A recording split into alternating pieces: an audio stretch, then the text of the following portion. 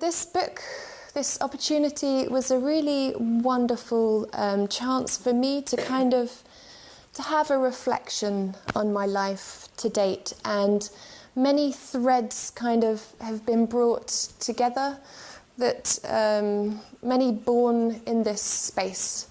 So I was a student on the MSc Holistic Science Masters here at Schumacher 5 years ago. And I got the email that had the call to write this chapter nearly 3 years ago now, whilst I was volunteering here for a while. And it's been a chance for me to talk about me and my knickers. I don't know if you've seen random washing lines of knickers hanging up. I feel like I have a bit of a split personality. My past life, I was a knicker designer.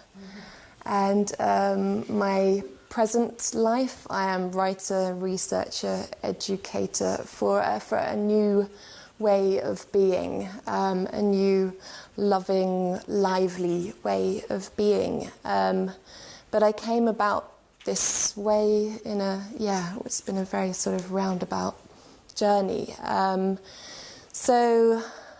had a really quite normal upbringing in the UK, small market town, lovely kind of 2.4 children. I was given the space really to explore whatever I wanted to explore. So I spent a lot of time outdoors. I spent a lot of time doing creative stuff. And rather than my parents kind of moulding me into some kind of constricted form that they wanted me to be, it was a wide open space. And so my love was creativity. It was making, it was doing, it was working with my hands, with fabrics, textiles and colours. So I chose to do to art school instead of doing A-levels. And I fell in love with corsetry and with underwear. I've always loved clothing. I've always hated fashion, or the idea that style should be dictated. Like, I feel like I've always kind of wanted to do my own thing, and I've always loved fabrics. So underwear for me felt like kind of one way of turning this into a career, into a profession that wasn't kind of dictating to other people how they should be or what they should look like. So I chose to do a bachelor's degree in underwear design, and it was the only place in the world, De Montfort University in Leicester, and it was wonderful. They had us making a pair of knickers or a bra every week from scratch. We would have to design it and then cut it and then make it. So it was a perfect landing then into work.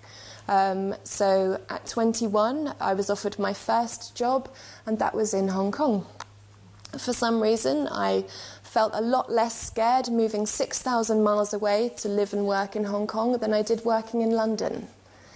And I think that says a little bit for me about how I already felt about my culture, about what was growing around me in terms of capitalism and consumerism. And I wanted to get away. So a job in Hong Kong was perfect for this. And it was wonderful. I worked for a European company that were having a massive recruitment drive and brought 20 or 30 young new people over from Europe to design and develop lingerie. And it was fun to start with. I quickly realised that I couldn't be creative anymore. Within that system of capitalism and in consumerism, just churning out more and more products to be put onto the high street, the creativity was lost.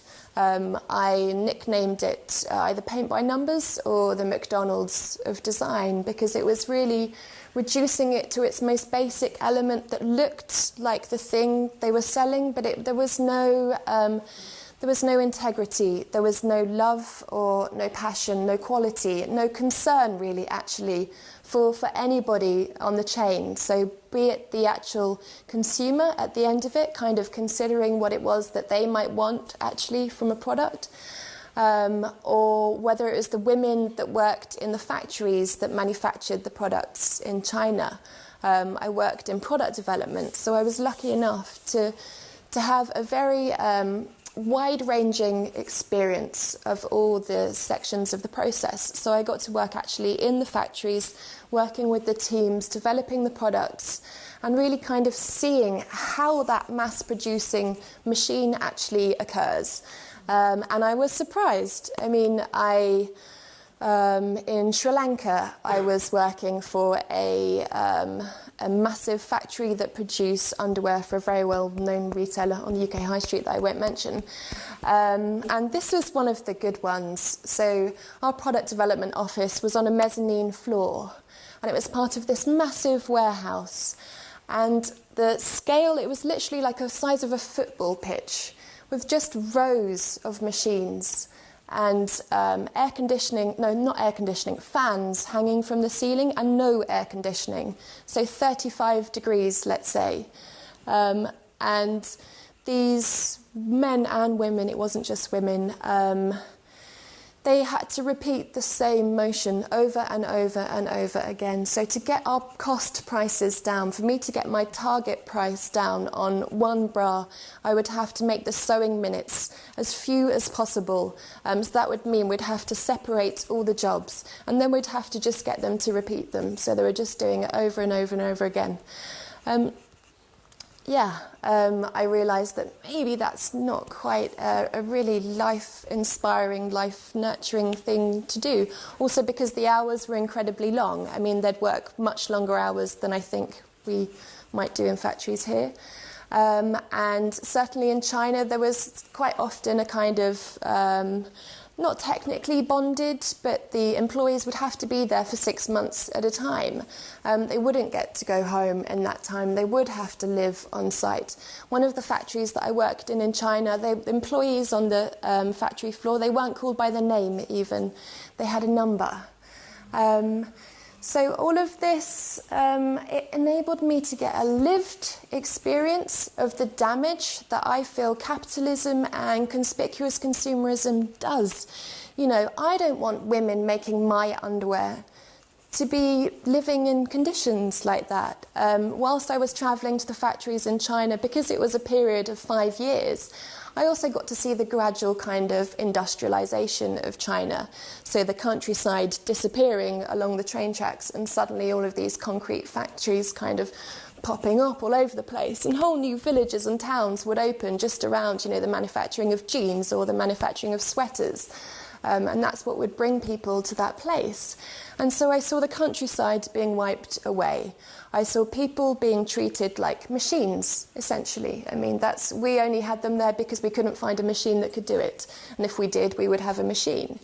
And then on actually living sort of on the personal side in Hong Kong, I got to see the other side of consumerism. So just huge billboards everywhere telling me how I should look better, slimmer, make my skin whiter in Hong Kong. The shopping malls would spring up sort of every day somewhere else. So I couldn't not encounter a shopping mall on the way to work. And I gradually started to see that none of this was making anyone very happy. So my friends who were also working in various industries, expats in Hong Kong, not just in design, but they were working all the hours that God sent, and sort of increasingly busy and busy, increasingly more stressed with heavier workloads to meet their targets or meet their sort of profit for that month. And I saw the life diminishing in them as well. And I thought, well, it's not suiting the people making the products. It's not suiting the people buying the products either. And that's not what I came here for. You know, I've just wanted to be creative, to bring beautiful, useful, hopefully helpful things into the world. And I realised that this wasn't doing any of that. As Peter mentioned, I was getting sick through that process as well. I think all of the levels of my being were just kind of feeling squashed and having the life squeezed out of them. And whether it was the pollution in Hong Kong, whether it was the stress of work, or whether it was me kind of growing up and witnessing what was actually occurring.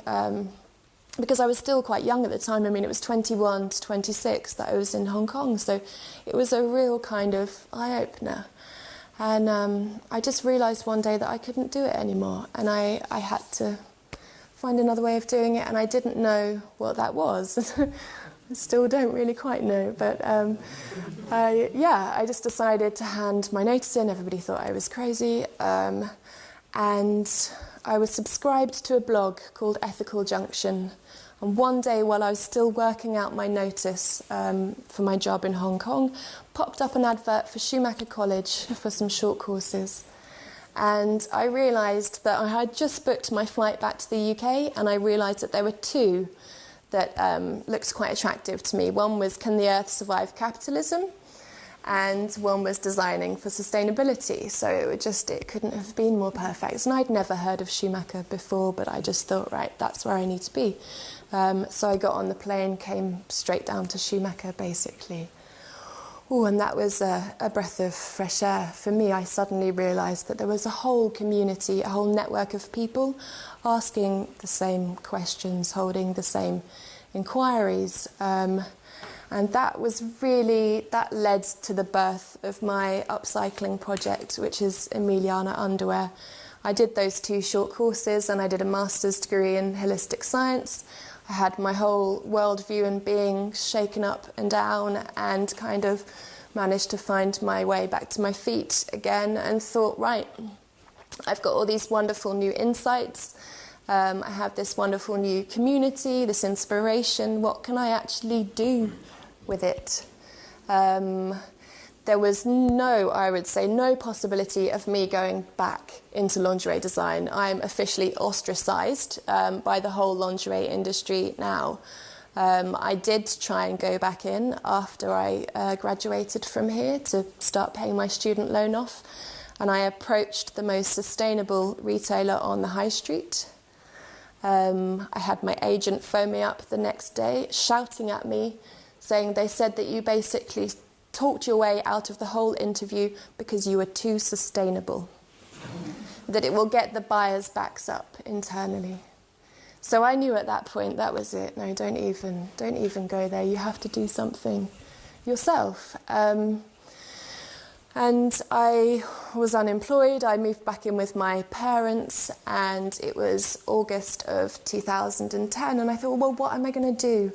I have no money. Not only do I have no money, I have a student loan, and that had to be paid. And I thought, well, I have skills and I have experience. And I thought, what can I do with that? I realised that in my bottom drawer, I had a drawer full of unused T-shirts and stretchy tops and things. So I thought, well, what's better for making knickers than stretchy T-shirts? And I thought, well, I don't need money to start. You know, I can start something right here and right now. I can do this my way, not the capitalist way, without exploitation, in a way that actually brings love and life to me and to the person that I end up sharing this process and these products with. So I got my old knicker patterns out. I took my T-shirts from the drawer. I have tons of lace and stuff already in my house, so I just started sewing. But I came at it from a different perspective. Instead of just, right, I want to make money, it's like, no, I want to wear underwear that I want to wear because I love it. So I chose the design that is favourite for me in terms of my fit and my style, but also bearing other people in mind. I chose a style that would be easy to replicate by women who didn't already have an idea of how to make clothing or underwear or even have very much sewing experience. So I chose a very simple shape that you could make on a domestic machine at home. And so not only so at the beginning I was just making them myself. I developed a blog so that I could use it to communicate about my projects, to kind of relay my interest and ideas about sustainability through the kind of portal of sustainable consumerism.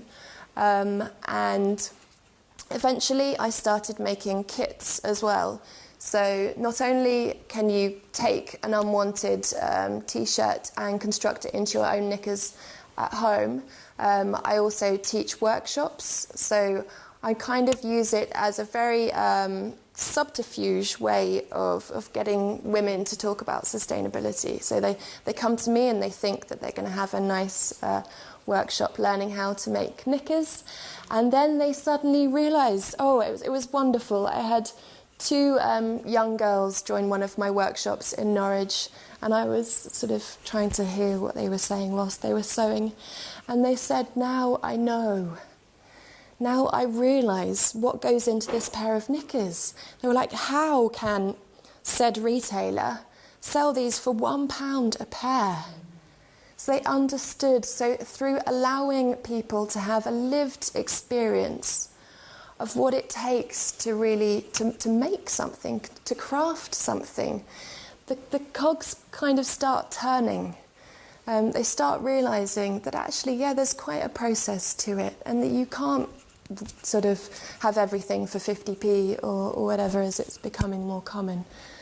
So for me, my story is a process of learning through doing, of listening to myself when it said no, I can't do this, I don't want them to do this, we have to find another way. So it's been very much a learning through doing. I'm not at the end by any means. I mostly teach women how to make it now, but I also teach or lead inquiries on how we see the world in a different way, and how we can sort of alter our relation with the world so that we can bring more love and life, basically, back to ourselves and to our communities. Soon there's going to be a tutorial going online because I've partnered with a wonderful project called Spread the Love. So you'll be able to watch a free video of a tutorial learning how to make the knickers and download the patterns. And that's what I'm just kind of trying to disseminate this now. So I send the patterns pro bono to any community that wants them. So if you do have a community that's interested, please let me know. And at the end, if you're interested, I've got some of my patterns with me, so you can trace them out and you can take your own pattern home as well. So I think I'll leave it at that for now.